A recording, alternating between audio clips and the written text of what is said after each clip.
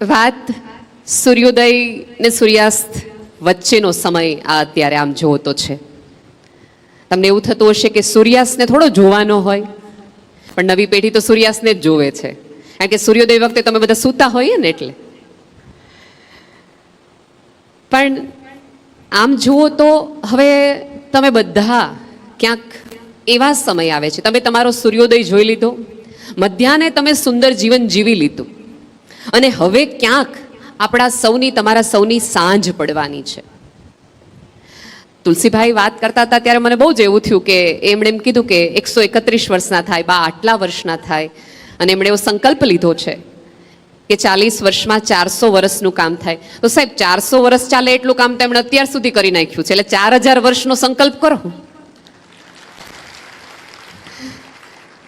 અમારે ગઢવીમાં બહુ બધી કહેવતો હોય, એટલે મારા નાનીમાં છે ને તેને પગે લાગી ને એટલે તમને એમ કે કરોડ વરના થાવ, કરોડ વરના થાવ. એટલે પછી એક વખત આમ મેં ઓલા થોડાક ભણ્યા હોય એટલે થોડીક બુદ્ધિ આવી ગઈ હોય ને, એટલે મેં બાને કીધું, મેં કીધું બા જીવનમાં કોઈ દિવસ વૈજ્ઞાનિક રીતે શક્ય જ નથી કે તમે કરોડ વર્ષના થઈ શકો, કારણ કે માણસનું આયુષ્ય છે, શરીર છે, તે ક્ષીણ થવાનું છે. તો મારા બાએ મને હાથ મૂકીને એવું કીધું હતું કે બેટા એવું કરીએ ને કે આપણે મર્યા પછી કરોડ વર્ષ સુધી તમને યાદ રાખે, એને જીવા કહેવાય. સૌજીભાઈ જે રીતે અત્યારે કામ કરે છે ને એ કરોડો વર્ષ જીવવાનું જ છે. તમે જાઓ પછી પણ તમે જીવી શકો.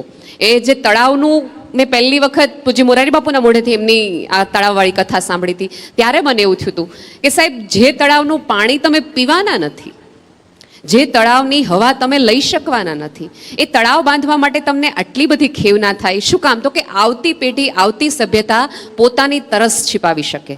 સાહેબ જેણે જીવતા અન્યની તરસ छिपाવવા માટેનો સંકલ્પ ને પ્રકલ્પ કર્યો હોય ને એ તો હૃદયમાં જીવતો માણસ જ હોય. અને માનો કે ન માનો, આ પૃથ્વી પર જીવવાનો શ્રેષ્ઠ રસ્તો હોય ને તો કોઈના હૃદયમાં જીવવું છે. બાકી જીવતી લાશો તો કેટલી આ પૃથ્વી પર આમથી આમ ફરે જ છે, કેટલી બધી. સવારે ઉઠો, સાંજે મરો, આમ તમે જગતની યાદી જુઓ ને તો લગભગ બધાની, તમે નડિયાદમાં હો કે ન્યૂ જર્સીમાં હો, અમરેલીમાં હો કે અમેરિકામાં હોય, દિનચર્યા બધાની એક સરખી હોય, તેમ છતાં કોઈક માણસ જુદો હોય. અહીંયા સન્માન થતું હતું ત્યારે આપણને સામાન્ય રીતે એવું થાય કે સન્માન એમનું કરવાનું હોય કે જે માણસ કશુંક જુદું જીવી ગયો હોય, કશુંક નોખું કરી ગયો હોય. તો આપણને એવું થાય કે અહીંયા આવેલી વ્યક્તિએ એવું શું કર્યું, એનું સન્માન કરવું જોઈએ. પણ સાહેબ ઉંમરનો જે દોર છે, જીવનનો જે કાળ છે, તમે એને એવી રીતે પસાર કર્યો કે લોકોને એવું થયું કે તમારું સન્માન કરવું જોઈએ. અત્યારે તમને બધાને આમ વૃદ્ધત્વ એટલે છે ને આપણને કકડાટનું સેન્ટર લાગે. આપણી આજુબાજુ દવા હોય, ડાયાબિટીસની વાતો હોય, કોઈ માણસ એવું કરે, પિક્ચર આવ્યું તો તરત એમ કે આ બધું પીઝા આવ્યા તોય ઘરમાં પીઝા ન ખવાય, અમથે અમથો તકલીફ થઈ જાય. તમારી આજુબાજુ એકલા આયુર્વેદના નાના મોટા નુસ્ખાઓ હોય, તમે રિપીટેડલી વાત કરતા હો, પેન્શનની નવી યોજનાની વાત કરતા હો, અથવા તો આખા દિવસમાં તમે સવાર ઉઠીને પહેલું વહેલું જોતા હોય કે આજે કોણ મરી ગયું, મૃત્યુ નોંધ કોની છે, આજે કોની સાદડીમાં જવાનું છે. આ 4-5 યાદી એટલે વૃદ્ધત્વ એવું ક્યાંક થઈ ગયું છે. સૌથી વધુ વૃદ્ધોને એવી ફરિયાદ હોય કે અમારા બાળકો અમારી સાથે બેસતા નથી, નાના બાળકો અમને સાંભળતા નથી. હાલાકી બા ને દાદા એટલે તો વાર્તાઓનો વડલો કહેવાય, તો કેમ આપણી પાસે બેસતા નથી? શું કામ ખબર છે? જ્યારે આપણા સંતાનોના સંતાનો આપણી પાસે બેસે છે ત્યારે આપણે રિપીટેડલી આપણો ભૂતકાળ કેટલો સુવર્ણ હતો એની વાત કરીએ છીએ. અમારા જમાનામાં તો આમ હતું. એટલે સંતાનોને એમ થાય કે એકવાર તો કીધું તું, પછી બીજી વારે થોડીક વધુ એમ સન્માન સાથે એમ કે બાત છે એટલે વાંધો નહીં, ત્રીજી વારે તમને સીધું વળકું પડીને કે બા કેટલીક વાર કહેવાનું હોય કે તમારા જમાનામાં શું હતું. એની બદલે થોડા બદલાઈને દીકરાને હાથ પકડીને એમ કે અમારા જમાના વખતે ફોન આવો તો હવે કેવો ફોન હોય છે નહીં, એના જમાનામાં રસ પાડો તો જ તમને એ પાળતાને સંભાળતા થઈ જાય. આપણા બધાની તકલીફ એ છે કે આપણે સાંભળતા નથી, સંભળાવીએ છીએ, એટલે પેઢી આપણાથી દૂર થતી જાય છે. અને આપણને એવું લાગે કે જોયું આ લોકો બદલાઈ ગયા. અહીંયા નવા છોકરાઓ તમને બે રસ્તાઓ દેખાડતા હશે, બે વસ્તુ આમ કહેતા હશે, એમને ક્યારેક તમારા માટે ગુસ્સો આવી જતો હશે. એ તમને પાણીમાં દૂર જવાની ના એટલા માટે પાડતા હોય છે કારણ કે એને ખબર છે કે પગ લપસો તો પડાય ને પડાય તો સેવા કરવાની આવે. એમને સેવા કરવાનો કંટાળો નથી આવતો, પણ તમને થતી પીડાની તકલીફ એને છે. એટલા માટે ક્યાંક એ રોકટોક કરતા હોય છે. તમારા બધાના સંતાનો, અત્યારે નરેશભાઈ તમને રિપીટેડલી એવું પૂછ્યું ને કે તમને નથી દીકરાઓ યાદ આવતા, તો એક વિવેક સાથે તમે ના પાડ્યા, પણ તમે રિપીટેડલી વિડીયો કોલ ઘરે કરીને કહો છો કે જો મજામાં છીએ, અમે આનંદમાં છીએ. એનો અર્થ કે સાહેબ, મા બાપને તો સંતાનો શ્વાસની જેમ આવન જાવન એના વિચારો કરતો, એને યાદ કરવાના ન હોય, એ શ્વાસમાં જ હોય, અને શ્વાસમાં હોય એને યાદ થોડા કરવાના હોય. સરસ ગંગા કિનારે સંકલ્પ લેવા માટે તમે આવ્યા છો. ગંગા જેવા પવિત્ર, આમ તમે જુઓ તો માત્ર એ પાણી નથી, 5000 માનવ ઇતિહાસ આમાંથી પસાર થઈ ગયો છે, અને સ્થિરતાથી એ આપણે બધાને જોવે છે. એ આ ગઈકાલના માણસને એણે જોયો, આદિમાનવને જોયો, અને આજે મોબાઈલથી વાત કરતા માણસને પણ એ જોવે છે. સાહેબે કીધું ને કે ગંગાજળ સાથે લઈ જજો. હું તો પૂરી સભાનતાપૂર્વક લઈ જજો ગંગાજળ સાથે, પણ સાહેબ અહીંથી જતી વખતે એવો સુંદર માણસ બનીને જજો કે કોકની તકલીફ, કોકનું દુઃખ જોઈને તમારી આંખમાંથી જળ આવે એવો માણસ બનીને જજો યાર. અહીંયા બેઠેલા દરેક વ્યક્તિને એક એવું ક્યાંક થતું હશે કે આ સૌજીભાઈ પાસે બહુ પૈસા છે ને એટલે આવા સારા કામો થાય, આપણી પાસે હોત ને તો આપણે આવું કંઈક કરત. દરેક ટીવીમાંથી જોતા હશે એ માણસને અહીંયા વિચાર આવતો હશે, અહીંયા પહેલી ખુરશીથી લઈ છેલ્લી ખુરશીને એમ થાય એક જ વાત આવે કે આપણી આગળ હોત ને તો આપણે આવું સારું કામ કર્યું હોય. છે તો ઘણાય આગળ, ઘણા બધા આગળ છે. અને આ પૃથ્વીમાં ઈશ્વરે તમને કોઈ દી એટલા ગરીબ બનાવ્યા જ નથી કે તમે કોઈને કશુંક આપી ન શકો. બિલકુલ નહીં સાહેબ. આપણી વૃત્તિથી આપણે ગરીબ હોઈએ, આપણી સમજથી આપણે ગરીબ હોઈએ. કોઈ માણસ પડી જાય તો તમે હાથ ન આપી શકો એટલા તમને ઉપરવાળા હાથ ન થાય. તમે જો અત્યારે આપણે ચપ્પલ ગોઠવવાના હોય તો બીજાના ચપ્પલ સેટ સાઈડમાં મૂકીને આપણા ચપ્પલ વ્યવસ્થિત રાખીએ કે આના ભલે ખોવાઈ જાય, મારા ન ખોવાવા જોઈએ. હવે એમાં તો સૌજીભાઈ જેવા પૈસાવાળા થવાની જરૂર નહોતી ને, અહીંયા સમૃદ્ધિ જોતી હતી. ટ્રેનમાં તમારી બસની બારી હોય, એની બાજુ આમથી આમ થેલો હોય તો આપણે પહેલાં શું કરીએ, આપણો થેલો એવી રીતે મૂકીએ બીજાનો ભલે ચોરાઈ જતો, ખૂણા ઉપર હશે એના ઉપર ચોરાઈ જશે. સાહેબ ચોરાવાનું લખ્યું હશે તો વચ્ચેનો થેલો ચોરાઈ જશે અને ખૂણાના આજુબાજુને બેયના રહી જાય. કેદારનાથમાં જીમ કોર્બેટની એક બહુ સરસ કથામાં જીમ કોર્બેટે સૌજીભાઈ લખ્યું છે, એક સાધુ હોય છે કેદારનાથ. ત્યારે વર્ષો પહેલાંની વાત છે કે ત્યારે આટલી બધી ધર્મશાળાઓ ને એવું બધું હતું ને, યાત્રાએ બહુ લાંબી હતી. એટલે પછી રાતવાસો કરવા માટે કુટીર હતી ને આ બધા આમ બહાર સૂતા હતા, અને ત્યારે મેન બહુ જ એવા વાઘ આવતા કે જે માણસને ખાઈ જતા હતા. એટલે ઓલા સાધુ એમ કીધું કે બધા સાચવી કાઢવીને રહેજો, બહેનો બધી અંદર સૂશે અને ભાઈઓ બધા બહાર ઓટલા ઉપર આમ સુવાનું રાખશે. એટલે 2-3 સાધુ જે હતા એણે એમ કીધું કે આ હું વચ્ચે સૂઈશ, કે હું વચ્ચે વચ્ચે વચ્ચે. એટલે એક છોકરા 2-3 છોકરા જુવાની એમ કીધું કેમ બાપુ વચ્ચે, તો કે ના ના બસ આમ જ આમ જ. પછી જુવાની અંદર અંદર ખુશફુસ કરતા હતા કે એ લોકોને એમ છે છેડે સૂઈએ તો તરત જ દીપડો કોઈને ખબર ન પડે ને સરકીને તમને લઈ જાય. જીમ કોર્બેટે લખેલી સત્ય ઘટના છે. સાહેબ સવારે એવું થયું કે 9 જણા સૂતા હતા અને વચ્ચે સૂતેલો માણસને લઈ ગયા. સવારે ઉઠ્યા ત્યારે ખબર પડી કે બાપુ રહ્યા નથી. હવે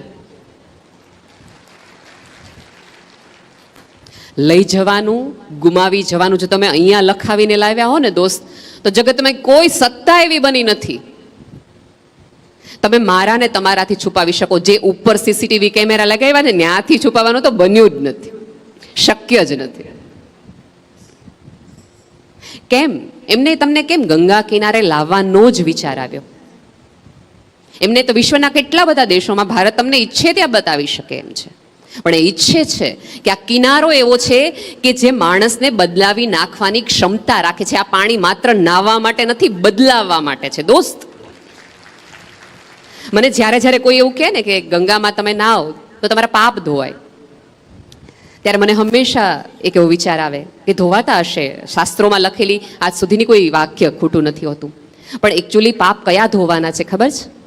ડૂબકી લ્યો ને ત્યારે તમારી અંદર કેટલા બધા ખુલાસા તમારે તમારી જાત સાથે કરવાના કે ઓલા માણસ સાથે ખોટું થઈ ગયું હતું, ઓલાને ખોટી રીતે મેં હેરાન કર્યો હતો. અને કેટલી બધી એવી મનની ગાંઠો હશે કે તમે અત્યારે અહીંયા સરેરાશ ઉંમર 60 વર્ષની હશે, 45 વર્ષે તમને કોઈક માણસે એક વાક્ય કહી દીધું હશે તમારા સગામાંથી, અને વાક્ય હજી તમે ગાંઠ મારીને બેઠા છો.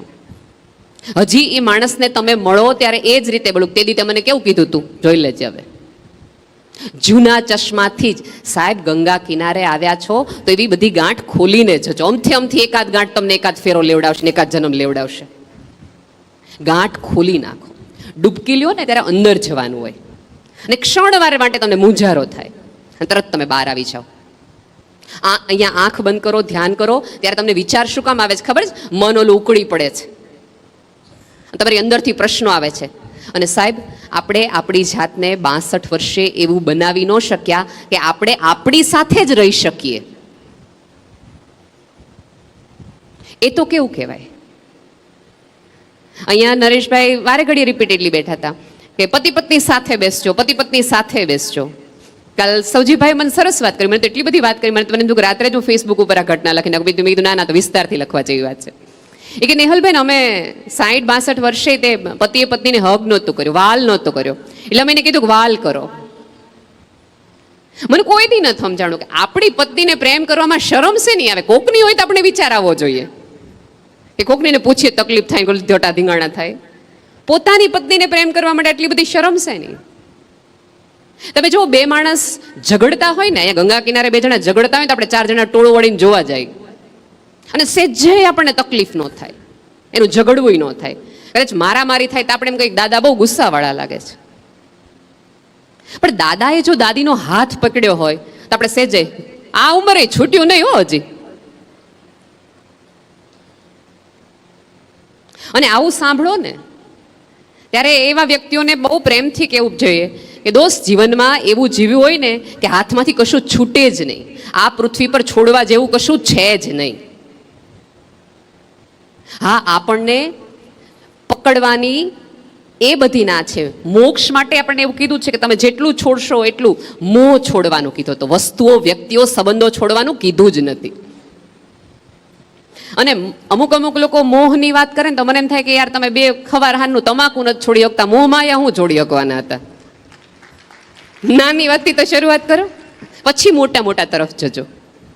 જીવનની આપણી ભારતીય સભ્યતાની આખી ધર્મની તમે વાત કરશો ને જોશો ને તો એમાં છોડવાની કંઈ વાત જ આવતી નથી. બધું એવી રીતે કરવાનું છે, એવી રીતે કરીને પસાર થવાનું છે કે તમને પાછું વળીને જોતી વખતે એ વસ્તુનો મોહ માયા ન થાય. એવી રીતે કરીને નીકળવાનું છે. પણ આપણને બધાને મન ન બોલાયો, મન ન કીધું. સૌથી વધુ આપણને કોઈની નજીક જતું રોકતું હોય તો સામેવાળાનો વ્યવહાર નહીં, આપણો અહમ આપણને રોકે છે. તમે સૌજીભાઈ પાસેથી બીજું કાંઈ ન શીખો ને તો કાંઈ નહીં, પણ સરળતા તો શીખજો જ.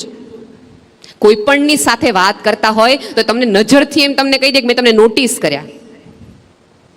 તમે જો એમની પાસે એક વિશિષ્ટ એવી કલા છે કે બધાની વચ્ચે તે દરેકના પોતાના સૌજીભાઈ છે. એ જ્યારે પણ તમને મળે છે ત્યારે તમને એક સ્પેશિયલ ફિલિંગ કરાવડાવે છે. બાકી એ સવાર સાંજ એ તમે જે જમો છો એ જ અત્યારે તો જમે છે. જો તમે એમ કહેતા હોય અનેવા ઓડકાર તો લ્યો, હવે ઓડકાર એમના જેવા થોડાક તો લ્યો. 7 દિવસથી લ્યો તો નથી. સાચું કહો કાકા?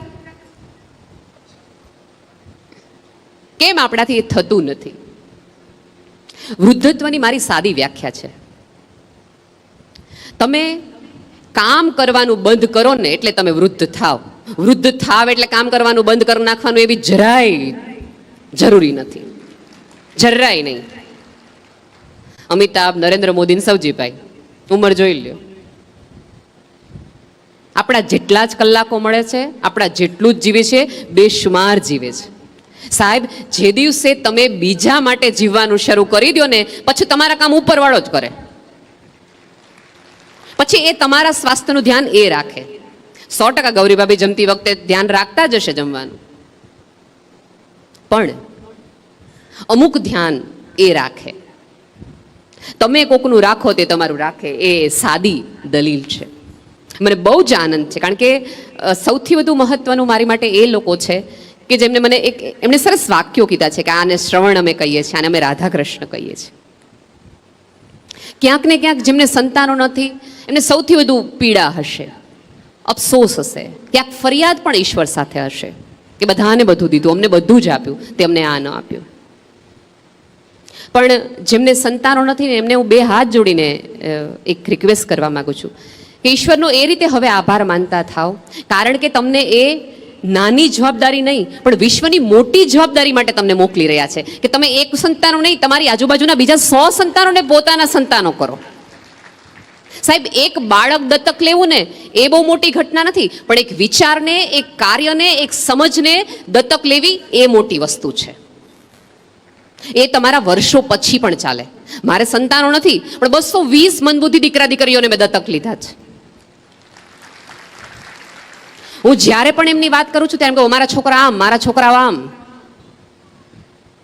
અને જેમને સંતાનો છે એમને ખરેખર સ્વર્ગની સીડી મળી ગઈ છે એવું કાંઈ નથી. એમને એમના સંતાનોથી ફરિયાદ તો છે જ. તમે એકબીજાના સંતાન બનો, તમે એકબીજાનો આધાર બનો, તમે એકબીજા માટે એવી લાગણી રાખો, અને જગતનું એક પણ બાળક છો, તમારું બાળક હોય એ રીતે માથે હાથ ફેરવો. જ્યારે પણ સાહેબ જગત માટે પ્રાર્થના કરી શકવાની ક્ષમતા તમારા માટે, કારણ કે તમારી પાસે હવે કંઈ સ્વાર્થ જેવું છે નહીં કે તમારે એમ પ્રાર્થના કરવું પડે કે બોર્ડની પરીક્ષા હોય તમે એવી પ્રાર્થના કરો કે મારા દીકરાને 10મા ધોરણમાં આટલા ટકા આવે. 10મા ધોરણની પરીક્ષાની ખબર હોય ત્યારે ઉપરવાળા પાસે પલોઠી વાળીને પ્રાર્થના કરો કે આ જગતમાં આજે જેટલા દીકરાઓ 10મા ધોરણમાં છે એને સારા ટકા આવે. તમારા હૃદયને એટલું મોટું ને પોળું કરો કે તમારી અંદર એક સંતાન નહીં, તમારી અંદર હજારો સંતાનો રહી શકે. એમણે મને વાત કરી કે એમના એક એમ્પ્લોયના પાડોશી આવીને એવું કીધું કે અમારા બાજુમાં આવી રીતે 2 વ્યક્તિઓ છે કે જેમને કોણ જાત્રા કરાવડાવશે. આપણા શાસ્ત્રોએ જાત્રાનું એક બહુ મહત્વનું એક પુણ્ય આપ્યું છે. મને ખબર નથી કેટલાને એ ડેફિનેશન ખબર છે કે પ્રવાસ અને જાત્રામાં ફેર એ છે, પ્રવાસ એને કહેવાય કે જેમાં તમને મજા આવે, અને જાત્રા અને યાત્રા એને કહેવાય કે જેમાં તમને આનંદ આવે. મજા અને આનંદમાં ફેર છે. મજા છે દુનિયાવી વસ્તુ છે, અને આનંદ છે ત્યાંનો આનંદ છે, પરમ આનંદ એવો શબ્દ આપણે ત્યાં શાસ્ત્રોએ આપેલો છે. એટલે આ જાત્રામાંથી તમને કોઈ એવું પૂછે કે મજા આવી તો એમ ન કહેતા, એમ કહેજો કે અમને આનંદ આવ્યો.